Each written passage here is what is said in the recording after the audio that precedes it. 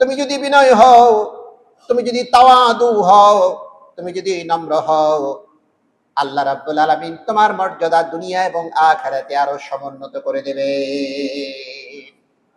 চরিত্র সমুন্নত করে দেওয়ার জন্য রাসূল করিম সাল্লাল্লাহু আলাইহি ওয়াসাল্লাম বলেন, ওয়া ইন তাওয়াদু, তুমি যদি বিনয়ী হও, যেহেতু রাসূল বিনয়ী, উত্তম চরিত্রের মানুষ যেহেতু বিনয়ী, আমাদেরকে শিক্ষা দিচ্ছেন এই বিনয় যদি তোমাদের ভিতরে তোমরা আনতে পারো, তোমরা যদি উগ্রতা বাদ দিয়ে বিনয়ের দিকে ফিরে আসো, তাহলে রাসূল সাল্লাল্লাহু আলাইহি ওয়াসাল্লাম বললেন, ইরফাউল্লাহ, আল্লাহ তোমাদের দুনিয়া এবং আখিরাতে মর্যাদা বাড়িয়ে দেবেন এই বিনয়ী হওয়ার মাধ্যমে।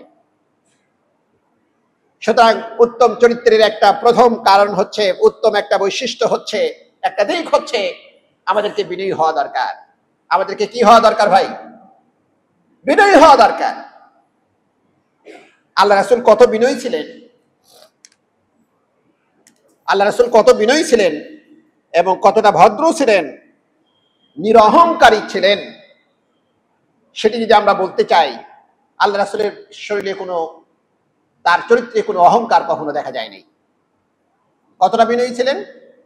আমরা তো সাধারণত রাস্তাঘাটে যখন চলি তখন দেখি যে ভালো মানুষ, ভদ্র মানুষ, সম্ভ্রান্ত মানুষ, অর্থশালী মানুষ, তাদের কাছে ধারে যেতে চাই, কিন্তু আল্লাহ রাসূল সাল্লাল্লাহু আলাইহি সাল্লাম উনি লক্ষ্যই করতেন যে অসহায় কোনো মানুষ আমার পাশাপাশি রাস্তায় আছে কিনা।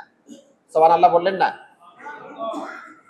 এই অসহায় মানুষগুলিকে খুঁজে খুঁজে দেখতেন, কারণ সবল একজন মানুষ, সামর্থ্যবান একজন মানুষ উনি তো চলতেই পারেন, আল্লাহ রাসূলের চিন্তা দেখেন, কিন্তু ওনার চিন্তা হচ্ছে রাস্তায় কোন মানুষটি কষ্টে আছে, কোন মানুষটাকে আমার দ্বারা সহযোগিতা করা দরকার, কাকে একটু পথ দেখাতে আমি পারি, কাকে একটু হেল্প করতে পারি আমি।